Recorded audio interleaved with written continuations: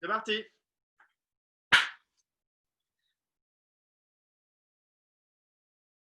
Je m'appelle Corentin Follen, je suis photographe, photojournaliste depuis 16 ans et indépendant. Je vis et travaille, je vis sur Paris, voilà, et travaille en France et à l'étranger.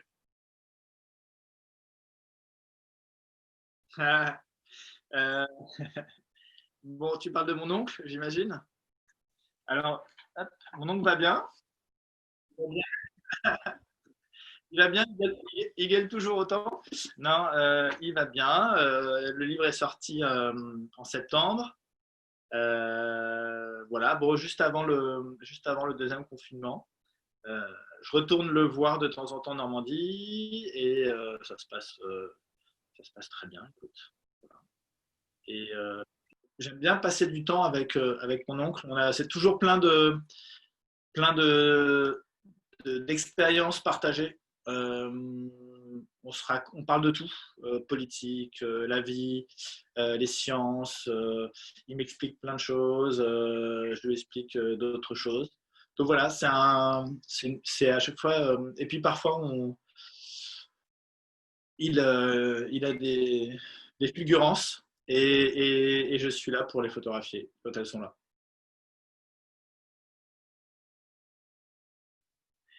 Sur ma vie de photoreporter, je ne sais pas. Sur ma vie de photographe, oui. Sur la vie tout court, il m'éclaire. Et c'est ça qui est assez beau, c'est à 60 ans, c'est un homme qui se renouvelle, qui se remet en question, qui évolue. Et c'est ça qui m'a fasciné quand j'ai commencé à le photographier et quand j'ai commencé à ce que ce travail, qui est un travail documentaire, et en même temps un échange euh, artistique, dans le sens où je le photographie au quotidien tel qu'il est, et par moment, ça peut être une manière de photographier ce qui peut être.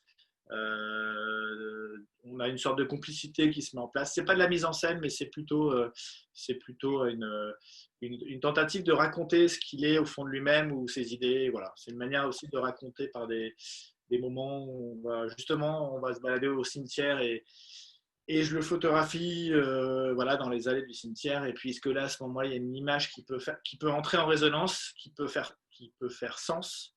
Et dans ces cas-là, je fais un portrait de lui. Donc, c'est soit des successions de portraits, des portraits qui éclairent un peu ses idées, qui permettent de le raconter, ou c'est lui dans ce qu'il est spontanément. Voilà. Moi, je suis plutôt blues. Je suis pas jazz. Et la différence, c'est beaucoup moins intellectuel et c'est beaucoup plus pas sensitif, mais instinctif. Il y a quelque chose de l'ordre de l'instinct très rapide, donc, qui est lié alors que ce soit mes portraits, on va dire, en commande pour la presse, de personnalité, ou quand d'un coup je veux photographier, je veux faire un portrait de mon oncle ou un portrait de quelqu'un de ma famille, etc. C'est jamais, je réfléchis jamais à un portrait, c'est très souvent improvisé. Donc c'est plus l'improvisation du blues que du jazz, moins intellectualisé et quelque chose de plus animal, plus instinctif.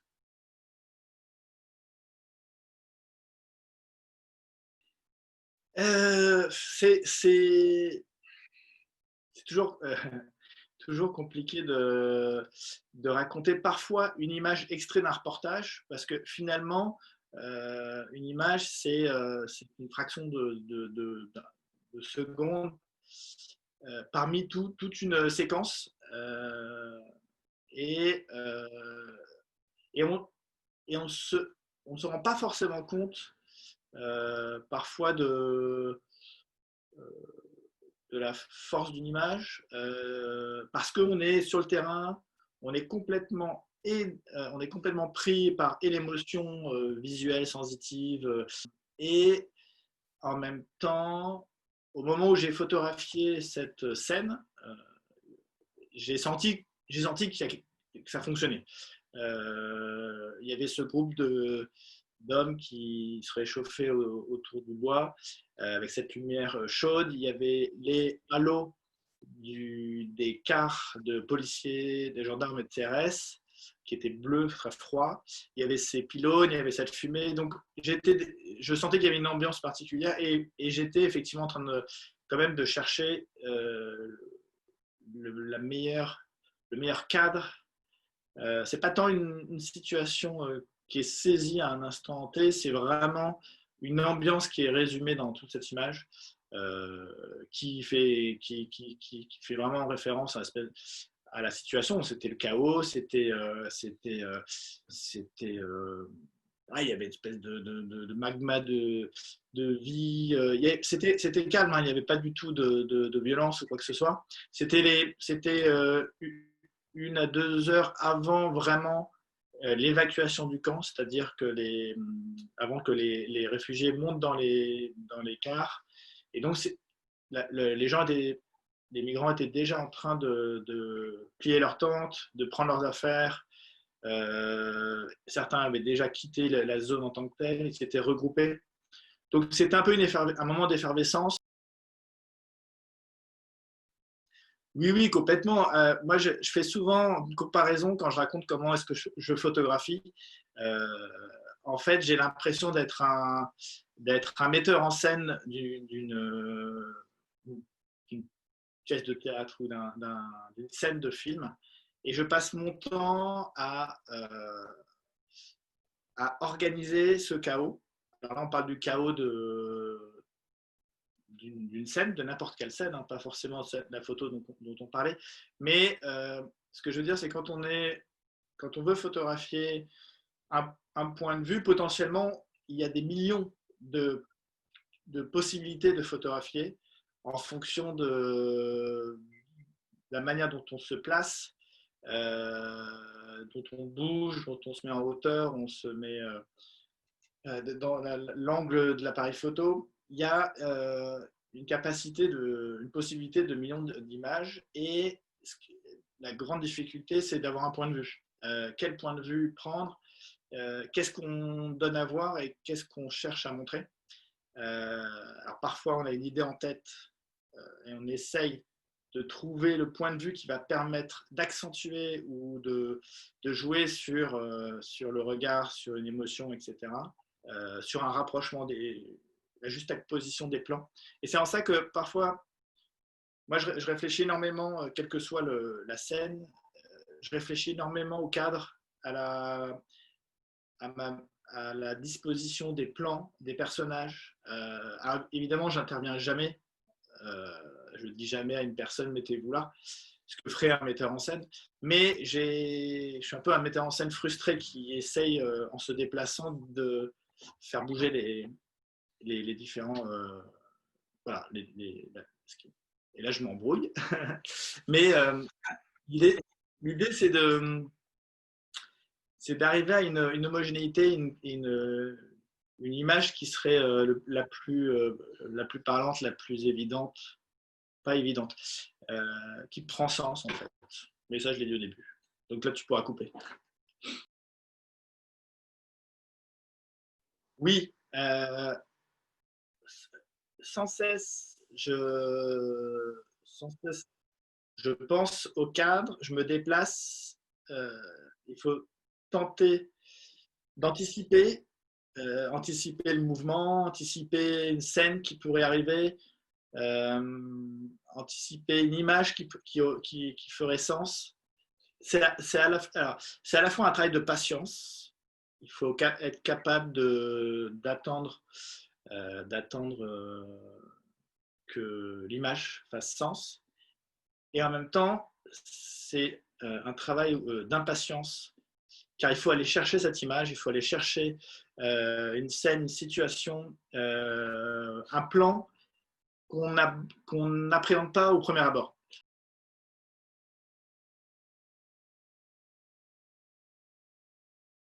À l'époque, je ne connaissais rien d'Haïti. Mon travail à l'époque consistait à couvrir l'actualité en France, à l'étranger. j'étais indépendant et je surfais, entre guillemets, sur des événements qui étaient d'importance suffisante pour être médiatisés, pour que je puisse y aller et pour pouvoir vendre mes images ou mes reportages. Donc Haïti a été au moment du tremblement de terre, le 12 janvier 2010, il y a eu ça a été un événement dramatique d'une telle importance que pendant plusieurs jours et même plusieurs semaines, les médias français en ont énormément parlé. Et très rapidement, je décide d'y aller. Euh, et donc j'arrive 5 jours après le tremblement de terre, dans un pays que je ne connais pas, dans une situation qui est chaotique et qui est très compliquée pour un photographe indépendant, sans aucun moyen financier ni logistique de pouvoir couvrir. Quoi. De pouvoir couvrir, on va dire, de façon intelligente et, euh, et pertinente, on va dire. Et en 2012, c'est une période charnière dans mon travail où je commence un peu à me poser c'est pas je commence, mais les questions que je me posais sur le sens de mon travail, de couvrir l'actualité en tant qu'indépendant, de passer d'un pays à l'autre, d'une situation à une autre, sans lien, sans forcément une connaissance du pays ou de la situation, parmi des dizaines, voire des centaines de reporters, de photographes, en ayant perdu 2 amis sur le terrain, Rémi Hochlik et Lucas Dolega. Et là, je me dis, cette situation voilà, cette manière de travailler ne me convient plus. Je me remets en question, je me pose énormément voilà, de problématiques sur mon travail et j'en parle à Alain Frillet qui à cette occasion, j'évoque Haïti et il me dit, ça a été un peu le coup de pouce, enfin, le coup de pouce, le coup de pied plutôt déclencheur, coup de pied au cul déclencheur, qui me dit, mais voilà, Haïti, vas-y en fait, si c'est ça que tu sens. Voilà. Donc en 2012, j'y retourne, et cette fois-ci, j'y retourne sans commande, sans idée de reportage. Il n'y a pas une actualité particulière, et j'y vais et j'y passe un mois, ce qui est beaucoup surtout qu'à l'époque, voilà, quand je courais, enfin, j'allais rarement passer autant de temps dans un pays. Et sur place, en fait, je commence à m'intéresser, à passer du temps, à rencontrer les gens, à voyager dans le pays, donc à sortir de la capitale, Port-au-Prince. Et c'est comme ça que je débute mon aide pour le pays, ma passion pour Haïti. Et j'y retourne au cours de l'année, j'y retourne l'année suivante, etc. Et en fait, je commence toujours pareil à l'instinct, sans avoir du tout réfléchi à ce que je pourrais faire sur le long, enfin, sans avoir une réflexion sur l'aboutissement de ce travail, mais en tout cas en ayant le sentiment que ce que je fais est intéressant, me convient, m'intéresse, et il y a un vrai engagement de ma part. Et c'est la première fois que je me sens vraiment engagé dans ce que je fais, c'est-à-dire raconter une vision d'un pays dont on a l'habitude d'entendre ou de lire que des drames, que de la misère, que de la violence. Et là, je me dis, derrière tout ça, ce qui est une réalité, derrière cette réalité de ce qu'est cette violence en Haïti, il y a toute une richesse. Au-delà de cette pauvreté, il y a une vraie richesse, il y a une richesse humaine, une richesse culturelle, une richesse économique, artistique. Donc, plus j'y retourne parfois 3 fois dans l'année, plus je creuse. C'est un pays qui est compliqué, Haïti, c'est un pays qui est compliqué à appréhender. Il faut vraiment être sur place, il faut vraiment passer du temps pour un peu détricoter voilà, toutes les problématiques qui s'y trouvent et qui sont fascinantes et passionnantes pour un photojournaliste à raconter. Voilà. Et j'y retourne chaque année, pendant plusieurs années, jusqu'à récemment. Euh, voilà, ce qui me permet euh, de raconter à la fois cette vision, cette autre vision du pays, et pour pouvoir financer mes reportages, mes séjours, j'inclus à chaque fois des plus petits reportages qui peuvent être soit un club de surf qui s'est monté et qui organise la première compétition de surf en Haïti, soit un travail sur la perversion du tourisme humanitaire, etc. Donc voilà, c'est plein de petits reportages que je glane au fur et à mesure qui, regroupés, ont permis à la fin d'aboutir à un travail on va dire, plus documentaire et de fond sur ce pays.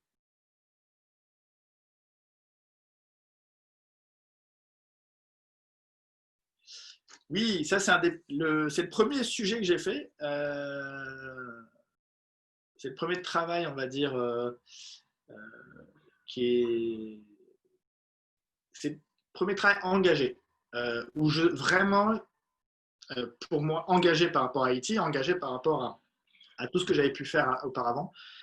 Je me rends compte très rapidement qu'il y a, donc, on est 2 ans après le tremblement de terre en Haïti, il y a énormément d'Américains qui sont habillés un peu comme des touristes, qui ont l'air de faire de l'humanitaire, mais de façon un peu désinvolte, et qui fonctionnent par groupe, qui voyagent à travers le pays à l'arrière de pick-up. Ils ont tous le même t-shirt, tous le même logo avec toujours un nom d'association qui parle d'aider, qui parle d'espoir, qui parle d'amour, qui parle de Jésus parfois.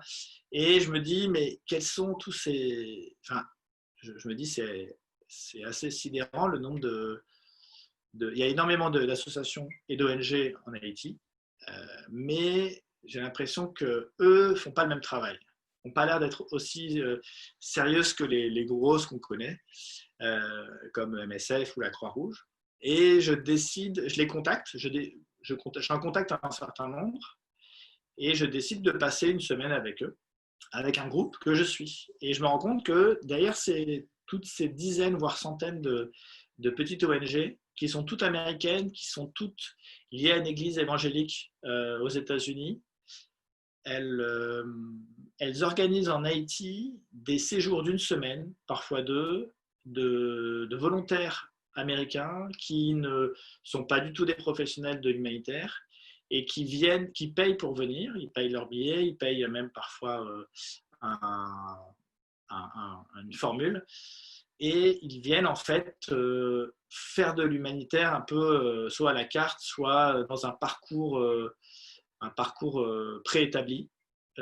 Et chaque semaine, un nouveau groupe débarque en Haïti, dans le pays, et refait le même parcours, va distribuer des bonbons dans les mêmes orphelinats, va visiter des écoles dans les mêmes classes, va apporter des seaux d'eau dans les mêmes bidonvilles, et derrière, c'est beaucoup de câlins pour les enfants, de photos souvenirs, de selfies, c'est beaucoup d'amour au nom de Dieu, et c'est surtout d'une inutilité aberrante.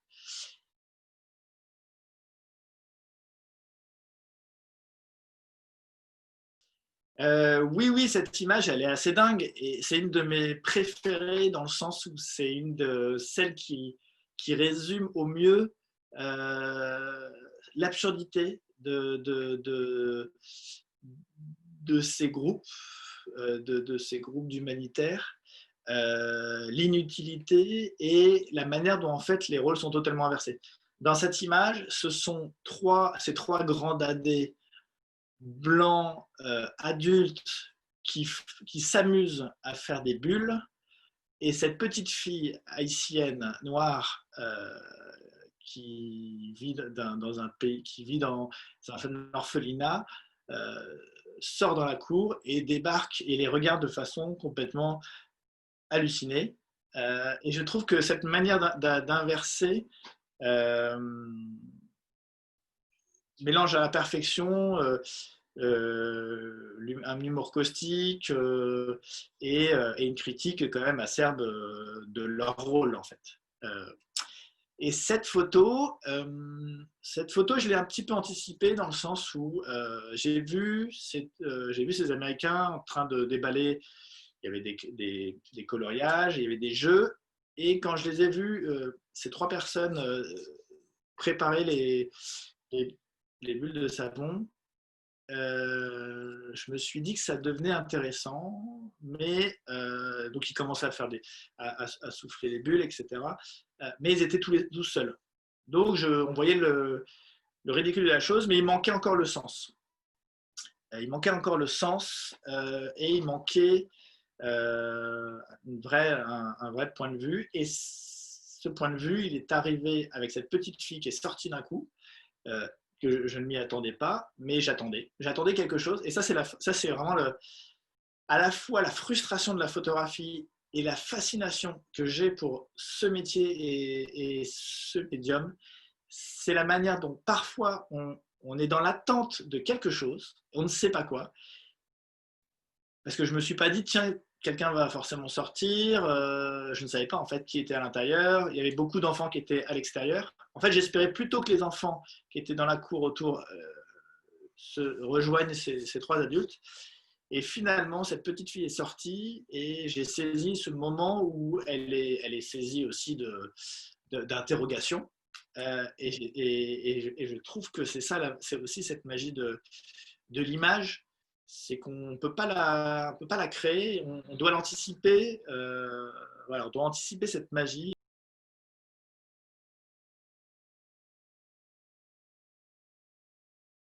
Donc le livre, pour moi, c'est déjà ce qui va rester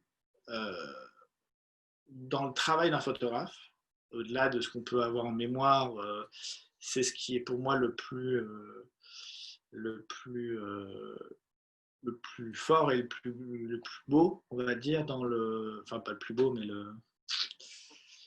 c'est ce qu'il y a c'est une dimension qui le concrétise en fait.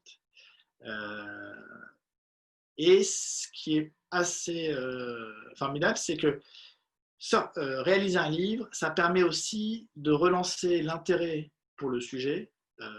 C'est-à-dire qu'après j'ai beaucoup publié mon travail sur Haïti, mais la sortie du livre a permis de parler à nouveau du pays et de mon regard, voilà, d'une autre manière, de faire circuler le travail par l'ouvrage, par des rencontres en librairie, par la vente, par des événements qui du coup se sont faits autour du livre. Voilà, ça c'est pour le côté, on va dire, circulation de l'information et la façon dont le travail se perdure. Après, pour la réalisation du livre, bah, c'est toujours un exercice assez passionnant pour un photographe, très enrichissant parce que ce sont des centaines ou des milliers d'images qu'on rassemble, dans laquelle on essaye d'extraire euh, la pertinence la plus juste de ce qu'on veut dire. C'est quand même assez frustrant d'avoir des milliers d'images et de savoir qu'il n'y en aura peut-être qu'une centaine dans un livre qui sera ad vitam en l'état. Voilà, un livre, c'est pas un editing qu'on peut refaire comme on peut faire sur un site internet où on peut revenir, changer, rajouter des images. Là, on clôt vraiment un choix et euh,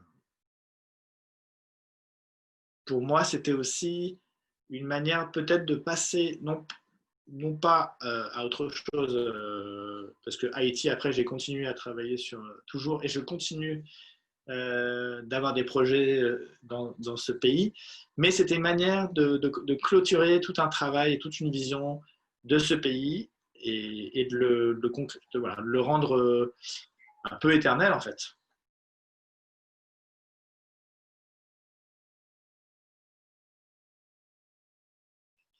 Et oui, parce que le Haïti, c'est le livre Haïti qu'on a fait ensemble donne une vision du pays, ma vision du pays. Et Carnaval Jacmel, c'est un tout autre regard, une toute autre, déjà un tout autre sujet sur le pays et une toute autre approche photographique. Le livre Haïti est un travail photo, documentaire, on va dire somme toute classique dans l'approche photographique. Et Carnaval Jacmel, c'est vraiment un travail de studio, qui est un travail beaucoup plus court, hein, que j'ai fait sur 2 années, mais en fait sur 2 journées. Donc c'est 2 jours de travail, alors que Haïti, c'était 6 ou 7 ans de travail. Donc c'est finalement, la temporalité n'est pas si importante pour Carnaval Jacmel. Ce qui était intéressant, c'était de raconter ce que je n'avais pas évoqué dans Haïti, mais c'est d'aller raconter un autre fragment de l'île, qui était celle de son carnaval, de cet événement le culturel, folklorique, le plus important en Haïti. Et d'avoir une pratique photographique qui était complètement différente, c'est-à-dire un travail en studio dans la rue, sur un fond, sur un tissu, avec des éclairages et des portraits de ces personnages masqués, déguisés, qui forment le carnaval.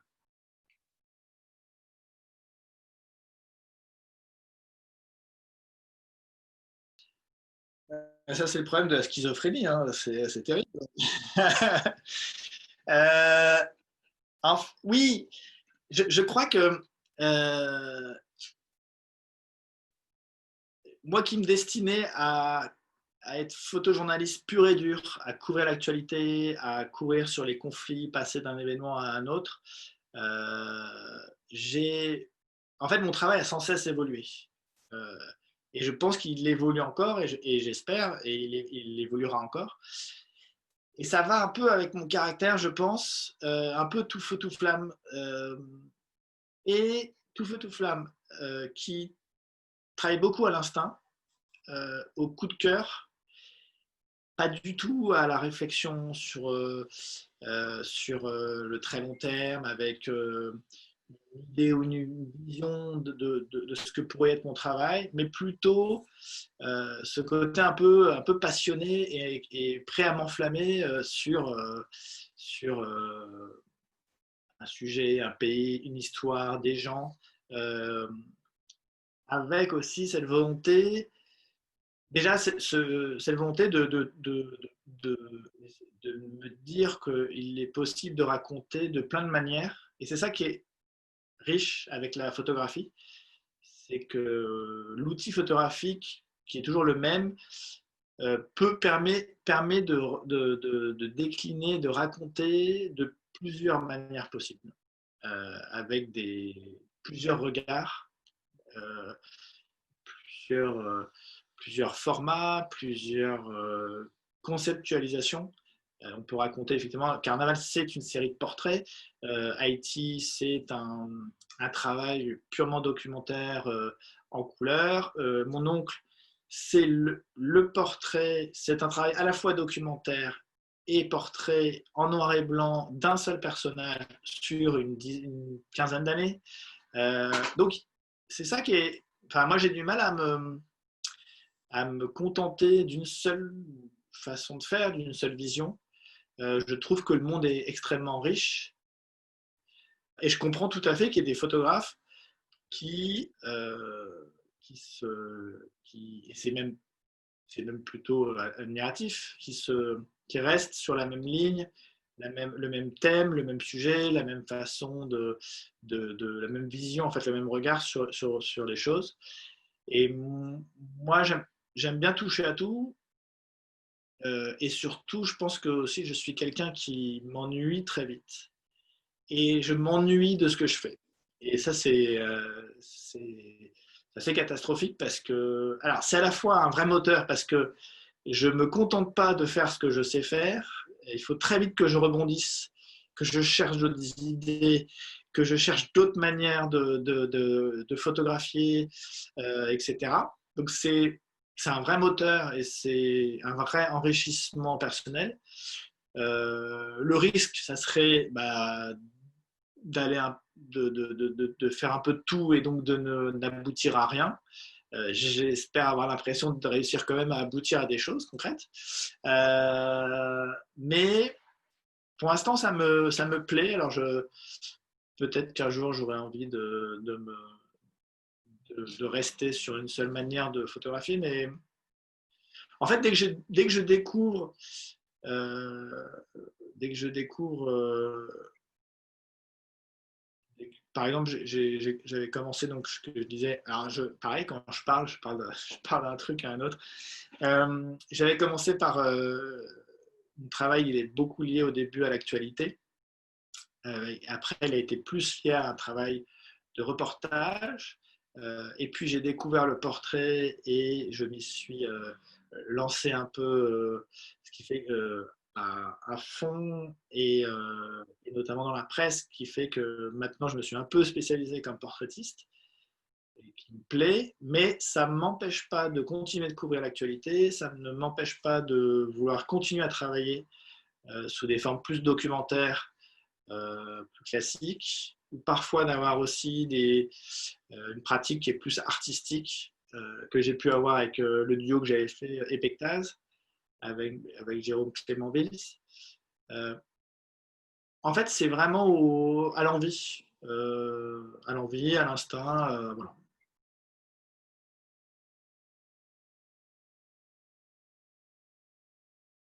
Non, non, bien sûr, tu vois, les grosses images. J'ai quand même un regard, on va dire, professionnel où je sais éditer de façon très efficace dans le sens où rapide. Euh, L'avantage aussi d'être très vite blasé, c'est qu'effectivement, pour éditer, je suis très efficace et je ne me pose pas trop de questions. C'est-à-dire, je ne pas de tout et je sais très vite ce qui est bon et ce qui est mauvais, quoi. Et les très bonnes images, effectivement, elles restent beaucoup plus parce que je suis un peu un amoureux de l'image unique. C'est-à-dire que tout un reportage qui comprend plusieurs images, euh, toute une histoire qui est fabriquée ça me lasse beaucoup plus. Alors qu'une je suis assez, mais ça c'est parce que je viens de l'illustration de la bande dessinée je pense que depuis tout petit je suis fasciné par l'image, l'image unique, l'icône, que j'ai baigné quand j'ai commencé à vouloir faire ce métier. J'ai baigné dans les icônes du photojournalisme des années 60-70 et que je suis fasciné par l'unicité de l'image, c'est-à-dire comment est-ce qu'en une seule image ou un seul dessin ou une seule peinture, pas la peinture, toi, je viens du dessin, et comment est-ce que une peinture peut